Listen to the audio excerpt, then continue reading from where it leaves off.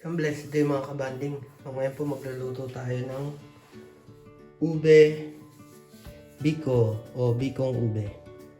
So, ito po ang ating ingredients para sa ating biko ube. So, yan mga kabanding. Ang first ingredients natin, syempre kailangan natin ng glutinous rice flour o yung malagkit. Half kilo ang gagamitin natin. Sukal na brown sugar. Siguro mga ano to. Ilang kilo to.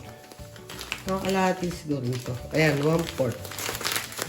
O 1 cup siguro ang gagamitin natin yan. Depende sa inyo sa panlasa nyo kung gusto nyo medyo matamis. Kayong bahala. Tapos kailangan natin ng purple yam powder. Ayan. Ano to? 115 grams. Ba may butal pa, hindi pa ginawang 100 lang. Tapos kailangan natin ng dalawang yung coconut milk o yung pwede rin yung freshly squeezed na coconut milk. Pero wala tayo nun dito kaya yung nakalatan lang gagamitin natin. So, mga kabanding, start na natin gawin yung ating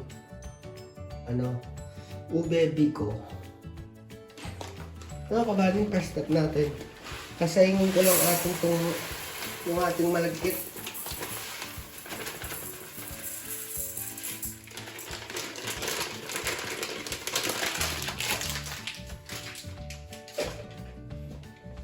Gasa na siguro mga 2 beses.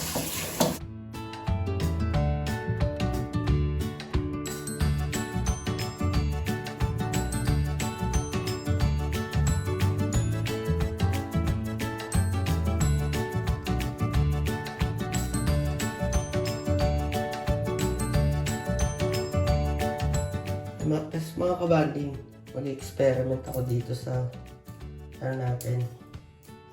Sa isasahin natin.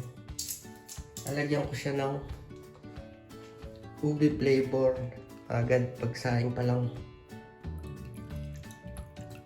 Tingnan natin kung anong magiging resulta. Luin natin.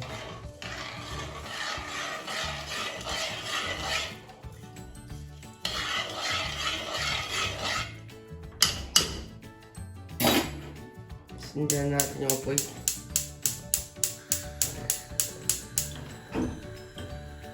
Kasi mga kabanding, habang nakasalang yung ating sinasaing, gagawa tayo ng latik. Yung isang lata gagawin natin latik. Shake muna natin.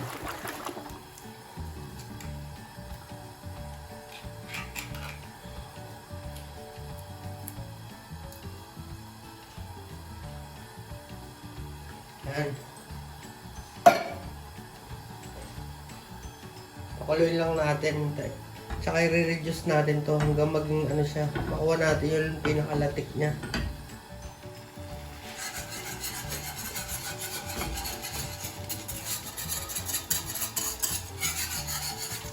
Aluluin natin mga kabanding. Lalo yung mga gilid-gilid. Dahil dyan may ipon yung latik Pag naipon dyan, magtunog yan. Kabanding, nag-reduce na lang gusto yung ating malapit na maglatik yan pag ganyan. Ingatan lang nating huwag nating iwanan dahil masusunog yan. Maganda yung lang yung brown na latik. Kung lugi tayo sa isang lata, konting latik yung nakuha natin. Pero okay na yan. Pwede na yan mga kabanding. Mga kabanding, salang lang ulit ako ng isang lalagay ko yung ating gata.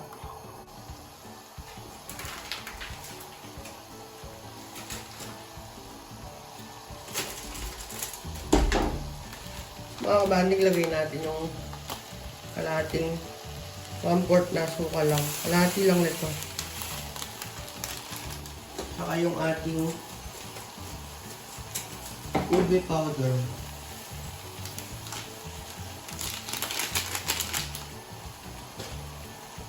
Gawin natin.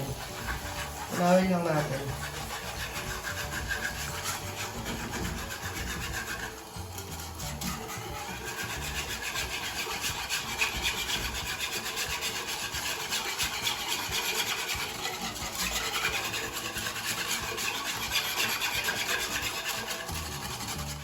Mga kabanding, nilagyan ko rin siya ng ano,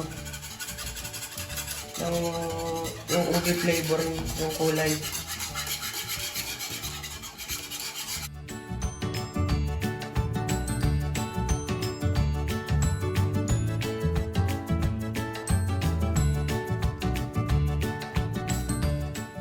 Mga kabanding, lagyan na natin yung ating malagkit.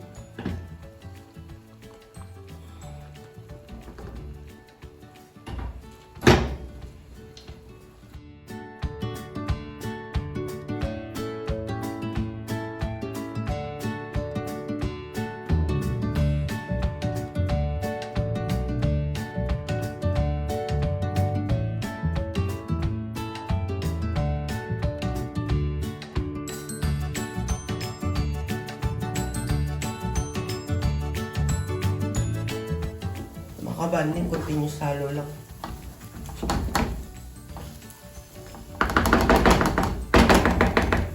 Nilagyan ko pala siya ng konting ano lang ng ating langis ng ating ano.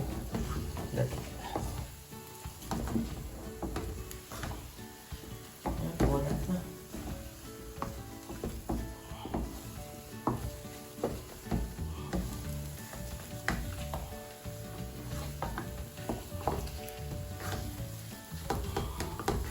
Hirap nang haluin.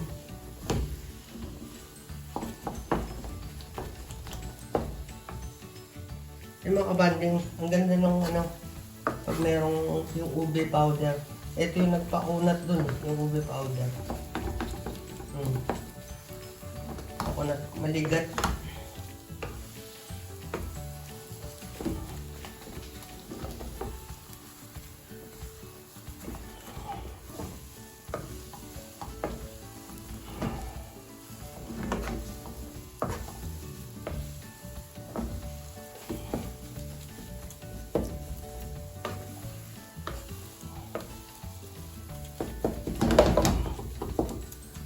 Konti na lang, pwede na yan. Yung mga kabanding, ayos na, pwede na natin salin sa ating lalagyan. Mga kabanding ng ating paglalagyan.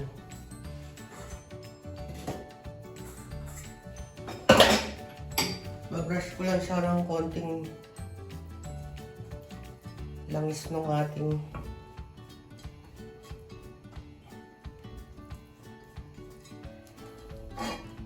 latik. Ang pinaglatikan natin.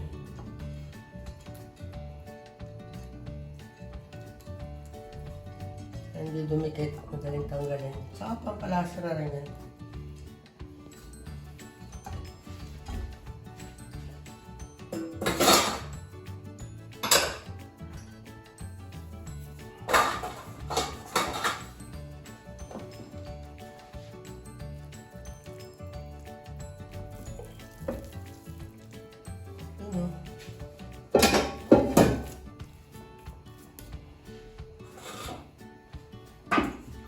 Itong ating sandok dun sa ano.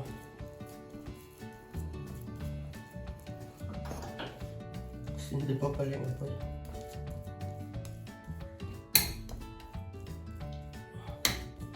Parang halaya, ube.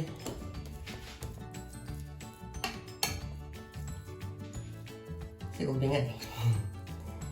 Talaga naman.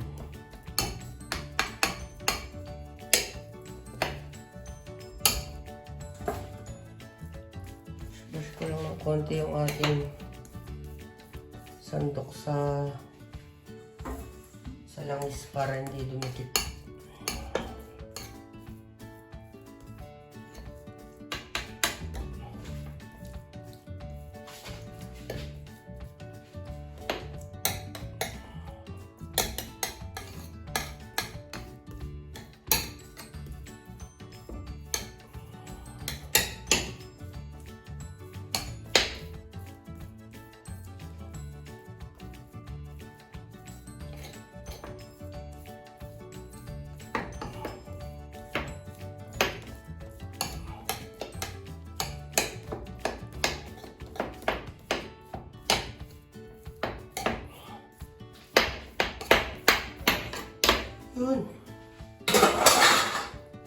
Kabanding, palamigin lang natin, tapos ibudbud natin sa ibabaw yung ating latik.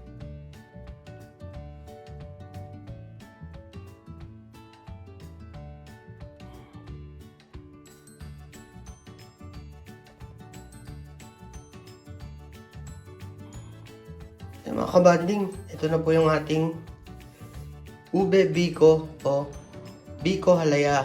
Yan. Kung nagustuhan niyo po itong isa na naman pong merienda, almusal, o panghimagas recipe natin, pakit lang po yung subscribe button at notification bell para updated pa po kayo sa iba po pong mga ganitong recipe isi-share ko sa inyo. Maraming salamat po sa panonood. God bless, stay safe, peace. Bye!